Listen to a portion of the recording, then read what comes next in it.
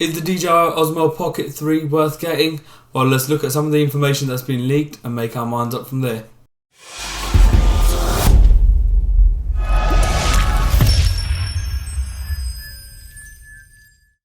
What's up guys, it's your boy JT and welcome back to the channel. As always, thank you very much for the support. You may have noticed I finally rebranded the channel, so goodbye JT Plays Games and welcome to GTG, Gaming, Tech and Gadgets. So anyway, today we're going to be looking at the DJI Osmo Pocket 3, potential release dates, features and functionality. Most importantly, we'll try addressing the question, is it worth it? Alright, let's get into it. Alright, so first of all, the design. One of the first leaks was around the design. You can notice the larger 1-inch sensor on top there, and probably the most different looking thing compared to the Pocket 2 is that screen size. So we're not sure how reliable this is.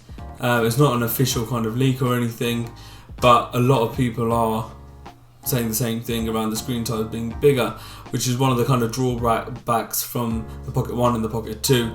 So even in the patent as well, it's got a bigger screen size in the design. Obviously the end product is not always the same as the patent, so we'll have to wait and see there, but if they do pull off that bigger screen size, I think that would be absolutely amazing, especially with the upgraded 1-inch sensor. Alright, moving on to the specs. So the DJI Action 3 has 10-bit, so it would only be right to presume that the Osmo Pocket 3 also comes with 10-bit. Also, I think it'll be getting improved FPS at 4K, so it currently does 4K 60, and also no face tracking at 4K 60. So maybe they'll give us that tracking functionality first, but also improve the FPS up to 120, and potentially even 5K at 24 FPS. There's a lot of leaks out there claiming different things. These two are probably the most reliable in terms of what we discussed around the 1-inch sensor, the screen size, and potentially the 4K 120 and the 10-bit. I won't really go through the other stuff until we get more kind of evidence and proof on that, otherwise it's just going to be a lot of speculation.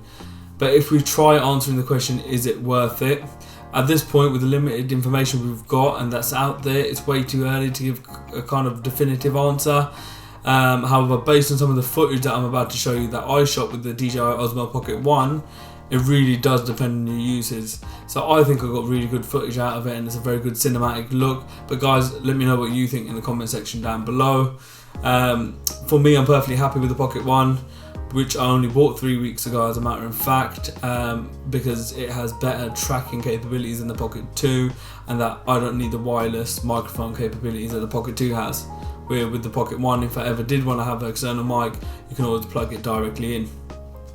If you do have a Pocket 2, I doubt from what we're seeing it would warrant an upgrade to the Pocket 3, but maybe if you're trying this out for the first time or you have a Pocket 1, then it could potentially be your best bet. Alright guys, we're going to end it there. Like I said, stay tuned to the channel, like, comment and subscribe and hit that bell icon, as I'll be releasing more videos on the DJI Osmo Pocket 3 as soon as that information comes out. Thank you again for all the support and see you soon. Peace.